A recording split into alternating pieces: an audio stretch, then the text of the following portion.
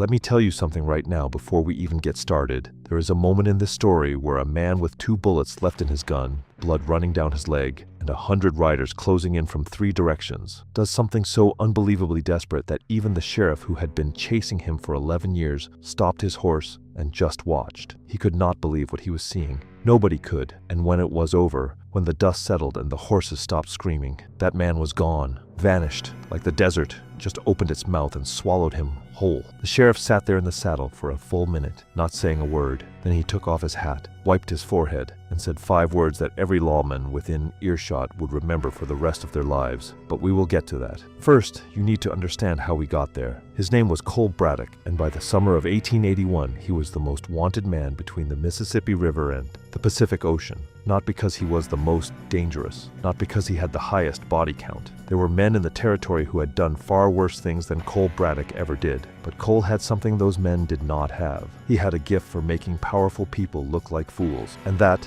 as it turns out, is the one thing powerful people will never forgive. It started with a train. It always starts with something simple, does it not? A train carrying a payroll shipment from the Wells Fargo office in Denver to a mining operation in Prescott, Arizona. $40,000 in gold coin, locked in a strongbox, guarded by 4 armed men. A routine shipment on a routine route through routine country. Nothing about it should have been remarkable. Cole Braddock made it remarkable. He did not rob the train with a gang. He did not blow the tracks or hold up the engineer at gunpoint. What he did was simpler and, in its own way, more impressive. He bought a ticket, boarded the train in Trinidad, Colorado, dressed like a traveling salesman in a cheap suit and a bowler hat, carrying a leather case that could have held anything from writing supplies to dynamite. He sat in the passenger car for 6 hours, reading a newspaper, drinking coffee, making small talk with a woman in the seat across from him about the weather in Albuquerque. When the train stopped for water at a relay station in the middle of nowhere, Cole walked to the baggage car, convinced the guard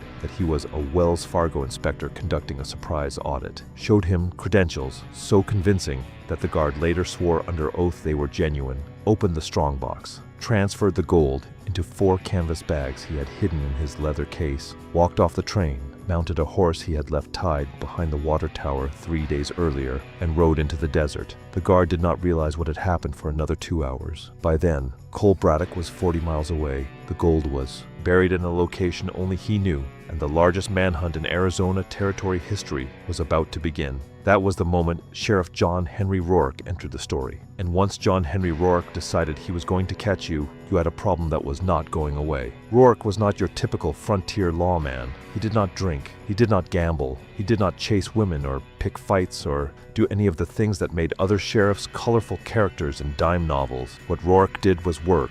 Methodically, relentlessly, with a patience that bordered on something you might call obsession if you were being generous, and something darker if you were not. He was 40 years old the year of the train robbery, a lean man with a weather-beaten face and gray eyes that never seemed to blink. He wore the same clothes every day, a black coat, a white shirt, dark trousers, and a hat that had seen better decades. He looked like an undertaker, which was appropriate considering how many men he had put in the ground. Roark took the train robbery personally, not because he cared about Wells Fargo or their gold, because the robbery had happened in his territory, on his watch, and the man responsible had done it so cleanly that it made Roark and every lawman in the territory look like they were asleep at the wheel. That was the insult. Not the crime itself, but the elegance of it, the audacity. A man who could walk onto a train, talk his way into a locked car, steal $40,000, and ride away without firing a single shot was a man who thought he was smarter than everyone else. Roark intended to prove him wrong. The first year of the chase established the pattern that would define the next decade. Roark would gather information, interview witnesses, study maps, build a picture of Cole's movements, his habits, his tendencies. Then he would ride out with a posse, sometimes 10 men, sometimes 20, and follow the trail until it went cold, and it always went cold. Cole Braddock had an almost supernatural ability to disappear. He would ride into a town and become someone else entirely. A preacher passing through, a cattle buyer looking for stock, a miner down on his luck heading to the next strike. He changed his appearance the way other men changed their shirts. Hair color, facial hair, accent, posture. He was a different man every time Roark caught a lead. and by the time the sheriff arrived, Cole was already someone else in some other town. It drove Roark mad, not the dramatic, table-flipping kind of mad, the quiet kind, the kind that settled into a man's bones and became part of him, like an old injury that ached when the weather changed. Roark could not sleep without thinking about Cole Braddock, could not eat a meal without wondering where the man was eating his, could not look at a stranger without measuring the face against the descriptions he had memorized so thoroughly they might as well have been tattooed on the inside of his eyelids. His deputies worried about him. His wife, before she left him in the 3rd year of the chase, told him he had become a ghost, haunting himself. She was not wrong, but Roark had something that most lawmen did not have: memory. Not just a good memory, a perfect one. Every detail, every witness statement, every scrap of information about Cole Braddock filed away in his mind like papers in a cabinet, cross-referenced and organized and available for recall at a moment's notice. He could tell you the exact brand of coffee Cole preferred. He could tell you the kind of saddle he rode. He could tell you that Cole was left-handed but shot with his right, that he parted his hair differently in every town,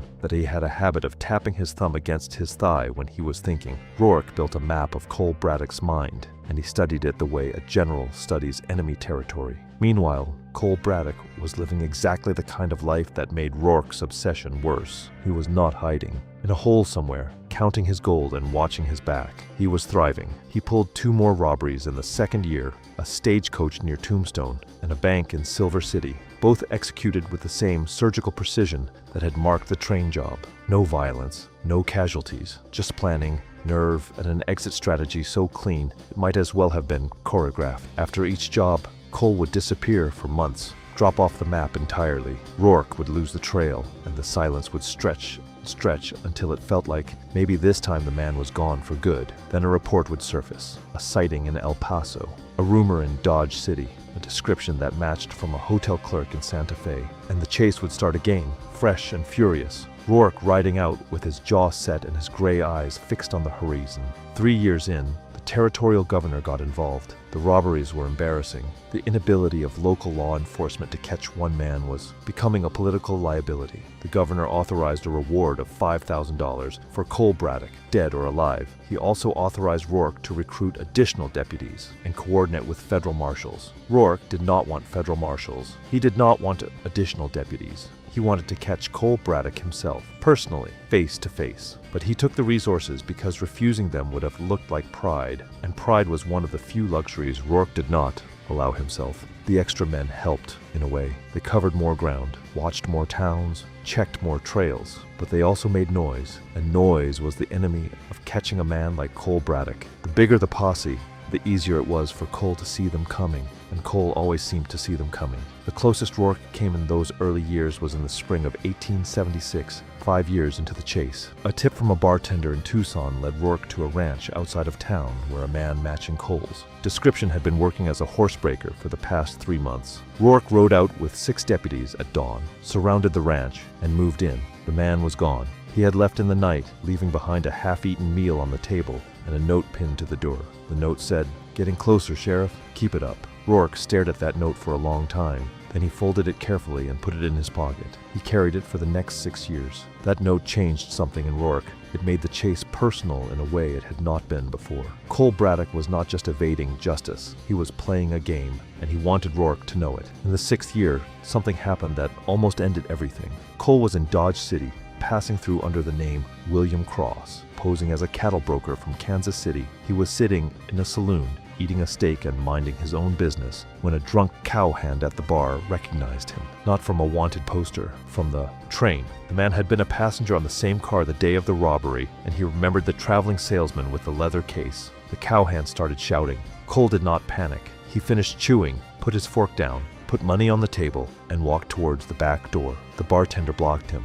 2 more men stood up. The situation was collapsing by the second. Cole grabbed a chair, threw it through the back window, and dove through the opening. He landed on the alley ground, rolled, came up running, and reached his horse before anyone came out the front door. He rode east out of Dodge City at a full gallop, crossed the Arkansas River at a ford he had scouted 3 days earlier, and disappeared into the tall grass country south of the cattle trails. But the Dodge City telegraph was fast. By the time Cole cleared the river, the message was already clicking down the wire. Cole Braddock spotted in Dodge City, heading east. All available lawmen respond. Roark received. that telegraph in his office at 2 in the morning. He was dressed and mounted within 15 minutes. He rode for 36 hours straight, changing horses twice at relay stations, covering 200 miles of territory that would have killed a lesser man or a lesser horse. He arrived at the Arkansas River crossing too late. Cole was gone, but Roark found something in the mud at the ford. A playing card, the ace of spades, stuck upright in the riverbank like a tiny flag.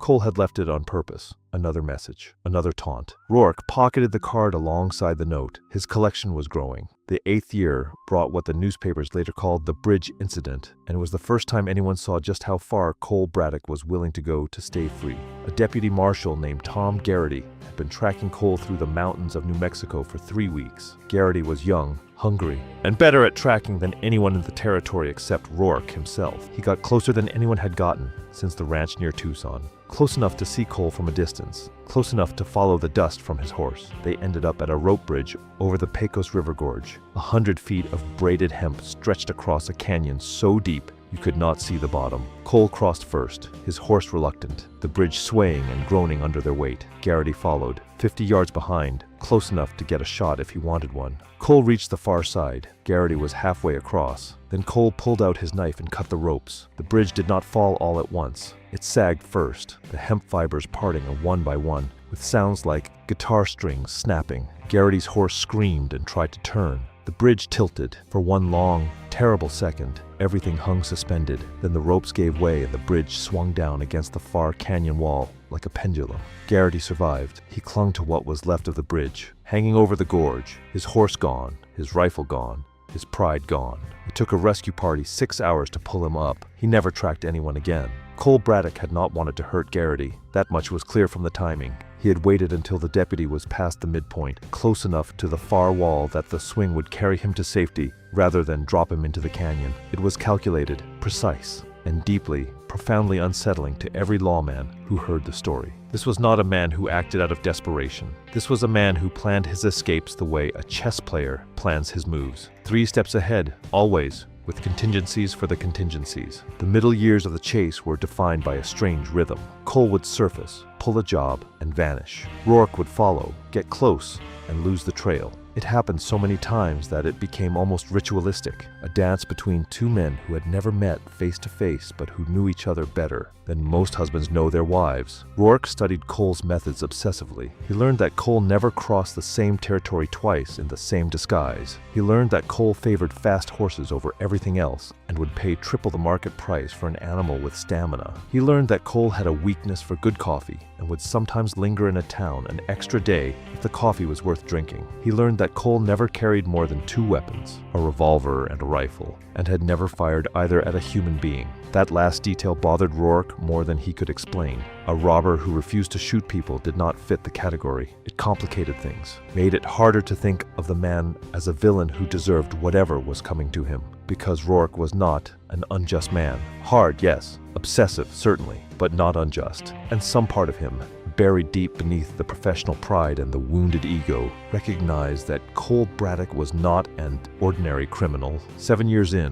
Roark was running out of patience, funding, and the faith of his superiors. The territorial legislature was asking questions. Newspapers were writing articles that ranged from sympathetic to mocking. One paper in Prescott ran a cartoon showing Roark chasing his own shadow across the desert. He cut it out and pinned it to his office wall, not as motivation, as penance. Year 9 brought the canyon incident that nearly killed Cole and gave Roark his first real taste of victory, even if it was temporary. Cole had been hiding in a mining camp in southern Colorado, working as a blaster of all things. The man who robbed trains for a living was earning honest wages, drilling holes in rock and filling them with dynamite. There was an irony there that even Roark had to appreciate, but a Pinkerton agent passing through the camp recognized something in the way Cole handled the horse. A detail, a gesture, the way he mounted from the right side instead of the left, a habit so ingrained that Cole could not break it no matter how many other things he changed. The Pinkerton wired Roark. Roark wired everyone. Cole discovered the trap 20 minutes before it closed. A miner he had befriended tipped him off. There were riders coming from the north, a lot of riders. Cole grabbed the one thing from the mining camp that might save his life: 3 sticks of dynamite. He rode south through a narrow canyon, the walls rising 200 feet on either side. Behind him, Roark's posse entered the canyon, 30 men this time, their horses echoing off the stone walls like thunder. Cole reached a bottleneck where the canyon narrowed to barely the width of a horse. He dismounted, lit the dynamite, wedged it into a crack in the canyon wall, remounted, and rode like the devil himself was behind him. The explosion brought down half the canyon wall. 1,000 tons of rock crashed into the narrow passage, filling it from floor to rim, creating a wall of rubble that would take days to clear. The posse was trapped on the other side, their horses panicking, dust billowing through the canyon like a sandstorm. Nobody was killed. Cole had placed the dynamite high enough on the wall that the collapse went outward rather than down. The rocks fell in front of the riders, not on them. Another calculated move. Another escape designed to stop the chase without taking a life. Roark stood on his side of the rubble pile and listened to the hoofbeats fading on the other side. He did not curse. He did not shout. He just stood there, covered in dust, and nodded slowly,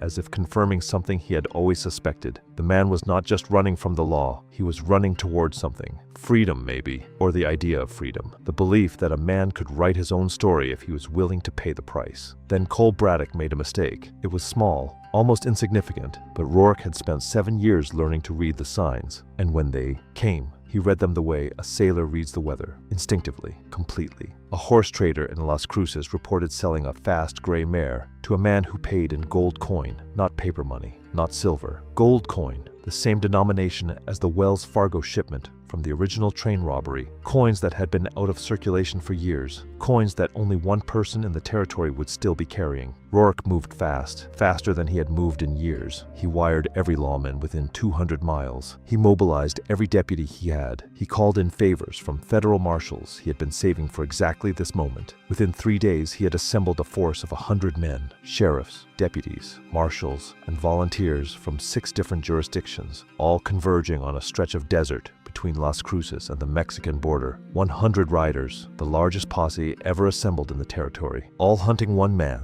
Cole Braddock had no idea they were coming. For the first time in 11 years, he was caught off guard. He had gotten comfortable, stayed in one place too long, let his routine become predictable. The very thing he had spent a decade avoiding, he had finally done.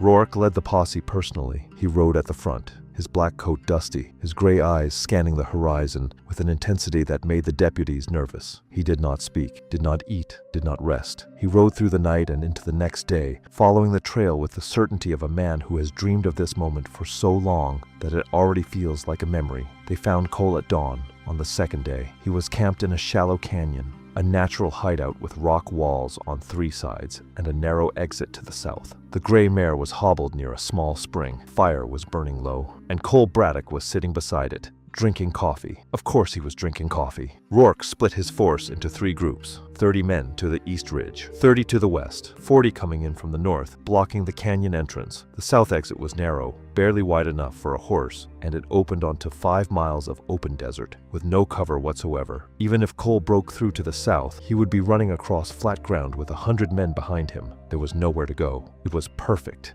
After 11 years, the trap was perfect. Roark gave the signal at first light. The first thing Cole Braddock heard was the sound of 100 horses on the ridges above him. He looked up from his coffee and saw the riders lining the canyon rims, silhouetted against the brightening sky like a dark fence stretching in both directions.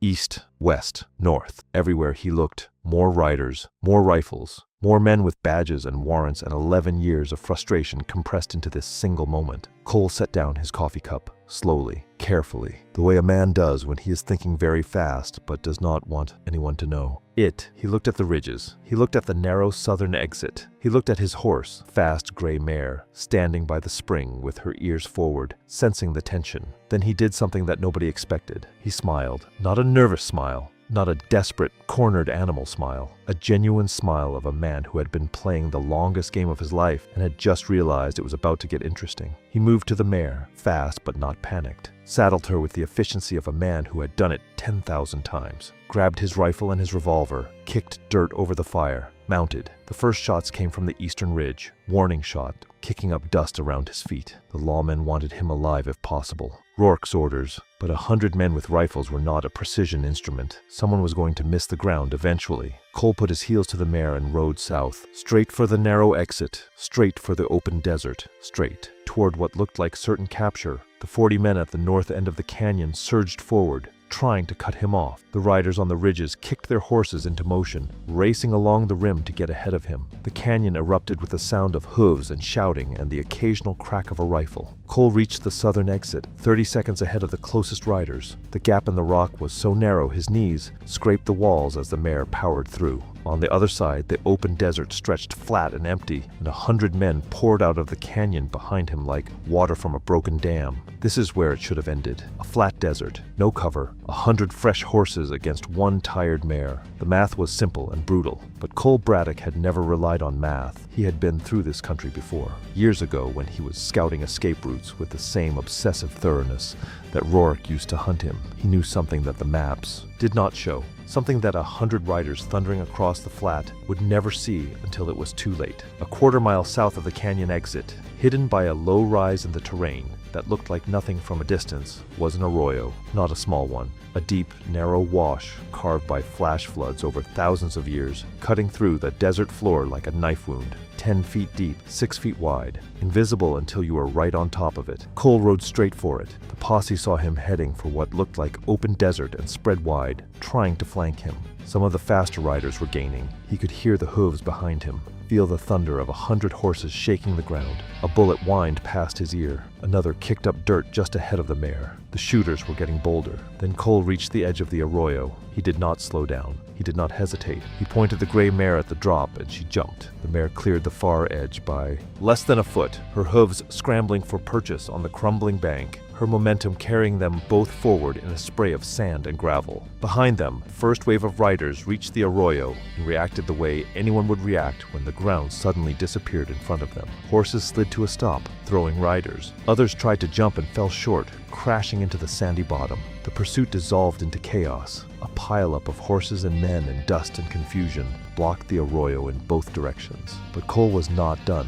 He rode the mare south along the far bank of the arroyo for 100 yards, then cut west into a maze of rock formations that rose from the desert floor like the ruins of some ancient city. The rocks were sandstone, carved by wind into shapes that created natural corridors, dead ends, and hiding places that could swallow a man and horse completely. Cole knew every turn, every gap, every passage. He had mapped this route years before, walking it on foot, memorizing the layout, the way a soldier memorizes a battlefield. This was his ground, his territory, the one piece of preparation that 11 years of running had taught him to always maintain, an escape route so thorough that even 100 men could not close it. Behind him, Roark was reorganizing the posse. Half the riders were still tangled at the arroyo, the other half were circling, looking for a way across. By the time they found one, Cole had a 10-minute lead and was deep in the rock formations where numbers meant nothing and knowledge meant everything. Roark pushed through. He was not giving up, not after 11 years, not after the closest thing to a capture he had ever achieved. He took 20 of his best riders and followed Cole into the rocks. What followed was an hour of pursuit through a landscape that seemed designed to frustrate everything the posse tried. Every time they thought they had Cole cornered, the rocks opened into another passage. Every time they split up to cover more ground, they lost each other in the maze. And somewhere ahead of them, always just out of sight, they could hear the hoofbeats of a single horse, moving with the confidence of an animal that knew exactly where it was going. Cole was hit during this stretch. A lucky shot from one of the riders who had gotten ahead of the others and caught a glimpse of him through a gap in the rocks. The bullet caught him in the left thigh, punching through the muscle and out the other side. The pain was immediate and enormous, a white, hot spike that nearly knocked him from the saddle. Blood soaked through his trousers and ran down his leg, dripping onto the mare's flank. He kept riding. There was nothing else to do. Stopping meant capture. Capture meant hanging. And Cole Braddock had decided a long time ago that he would rather bleed out in the desert than swing from a rope while strangers watched. The rock formations ended at the edge of a wide arroyo, bigger than the first one. This was the Rio Seco, a seasonal riverbed that was dry 9 months out of the year but carved a channel through the desert 30 feet wide and 20 feet deep. The walls were sheer sandstone, unclimbable, except in a few spots where ancient floods had carved ramp-like formations into the rock. Cole knew where those ramps were. The posse did not. He rode the mare down the nearest ramp, slipping and sliding on the sandy slope, pain from his wounded leg making his vision blur. At the bottom, he turned east and rode along the riverbed, hidden from view by the high walls on either side. The hoofbeats echoed off the stone, making it sound like a dozen riders instead of one. Above him, Roark and his men reached the edge of the Rio Seco and stopped. They could hear the hooves below, could could see the dust rising from the riverbed, but they could not get down. The walls were vertical, the rock crumbling and treacherous. By the time they found a way down, Cole would be miles ahead. This is the moment I told you about at the beginning. Roark sat on his horse at the edge of the Rio Seco and watched a trail of dust moving east along the riverbed below. He listened to the hoofbeats fading. He looked at the blood on the rocks where Cole had descended, dark against the sandstone. He looked at the 100 men spread across the desert behind him, some still untangling from the arroyo, some lost in the rock formations, all of them tired and frustrated, and no closer to catching Cole Braddock than they had been 11 years ago. Roark took off his hat, wiped his forehead, and said the 5 words that every lawman within earshot would remember forever. That man earned his freedom. Then he turned his horse and rode north, toward the town, toward his office, toward the stack of papers on his desk that detailed 11 years of pursuit. And he never chased Cole Braddock again, not because he had given up. Roark did not give up on anything, but because, in that moment at the edge of the Rio Seco, watching a wounded man on a tired horse disappear into a riverbed that the desert would erase by the next rain, something shifted inside him. A recognition, an admission that he had been chasing not just a man but an idea. The idea that anyone could be caught if you just worked hard enough. And Cole Braddock had spent 11 years proving that idea wrong. Some men cannot be caught, not because they are smarter or faster or tougher than the men chasing them, though Cole was all of those things, but because they carry inside them something that cannot be measured or predicted or planned for. A refusal to accept the world's verdict. A stubbornness so deep it practically geological. The same force that pushes rivers through mountains and trees through rock. Not strength, persistence. The quiet, relentless kind that does not announce itself but simply never stops. Cole Braddock crossed the border into Mexico 3 days later. His leg was badly infected by then, the bullet wound hot and swollen, the blood poisoning already starting. He made it to a small village south of the border where a woman who knew medicine and asked no questions treated the wound, drained the infection, and fed him soup for 2 weeks while the flesh knitted back together. He stayed in Mexico for 5 years, built a small ranch in the foothills of the Sierra Madre, raised horses, grew old in the way that men grow old when they finally stop running. Not all at once, but gradually, like a river finding its level. The gold from the train robbery was still buried in the Arizona desert. He never went back for it. Some people found that strange. $40,000 sitting in the ground. And the man who put it there never returned to dig it up. But Cole understood something that most people did not. The gold was never the point. The freedom was the point. The ability to wake up every morning and decide for himself what the day would hold. That was worth more than 40,000 in gold. That was worth more than anything. Roark retired from law enforcement 2 years after the Rio Seco. He moved to a small house in Tucson and spent his remaining years reading books and sitting on his porch, watching the desert change color as the sun crossed the sky. People who visited him said he seemed at peace, which was something nobody would have said about him during the years of the chase. He kept the note, the one Cole had left pinned to the ranch house door all those years ago. "Getting closer, Sheriff. Keep it up." It sat on his desk in a small frame, and when visitors asked about it, Roark would tell the story, not the whole story, just enough, and he would end it the same way every time. "I spent 11 years chasing that man, best years of my life and the worst. He taught me something I could not have learned any other way, that some things are not meant to be caught. Some things are meant to run, and the wisest thing a man can do is know the difference." Cole Braddock died in Mexico in 1903 at the age of 67. He died in his bed, on his own ranch, with his boots off and a cup of coffee on the table beside him. The coffee was still warm when they found him. Nobody knew who he was. To the people in the village, he was just a quiet American who raised good horses and paid his debts, and never talked about his past. They buried him on a hill overlooking the valley, under a tree that he used to sit beneath in the evenings, watching the sun go down. There was no headstone, no marker, no record of the name Cole Braddock in any Mexican cemetery. Just a patch of earth on a hill in the Sierra Madre, where a man who had spent his life running finally found a place to stop. But the story did not stop with him. Stories never do. They keep moving, carried by the people who heard them, shaped and reshaped with each telling until the facts become legend, and the legend becomes something larger than any fact could hold. The story of Cole Braddock and Sheriff Roark became one of those frontier tales that people told around campfires and in saloons and on long rides through empty country, the outlaw who never fired a shot, the sheriff who chased him for 11 years, the moment at the Rio Seco when a lawman looked at a fugitive and saw something that made him put his hat back on and ride home. It was not a story about good and evil. It was not a story about justice or the lack of it. It was a story about two men who were defined by each other, who needed each other in a way that neither of them would ever admit. The pursuer and the pursued, locked in a dance that lasted longer than most marriages and ended the same way most marriages end, with one person finally letting go, and somewhere in the Arizona desert, buried under rocks and sand and 11 years of wind and rain, $40,000 in gold coin sits waiting for someone to find it. Cole never drew a map, never told anyone where it was. He took that secret too. His grave, along with all the other secrets that a man accumulates over a lifetime of running. The desert keeps its secrets well. That is one of the things Cole Braddock loved about it. In the desert, nothing is permanent. Tracks are erased by wind. Blood is dried by sun. Even the deepest scar in the earth, given enough time, is smoothed over it until it looks like it was always that way. The desert does not judge. It does not chase. It does not keep grudges or carry warrants. It just exists, vast and patient, waiting for nothing and nobody. Cole Braddock understood that better than most. He had spent his life learning the one lesson that the desert teaches everyone who listens long enough: that freedom is not a place you arrive at. It is a way of moving through the world, light, fast, without holding on to anything so tightly that it holds you back. The gold was just metal. The robberies were just moments. The chase was just a story that two men told each other across 1,000 miles of empty country. But the running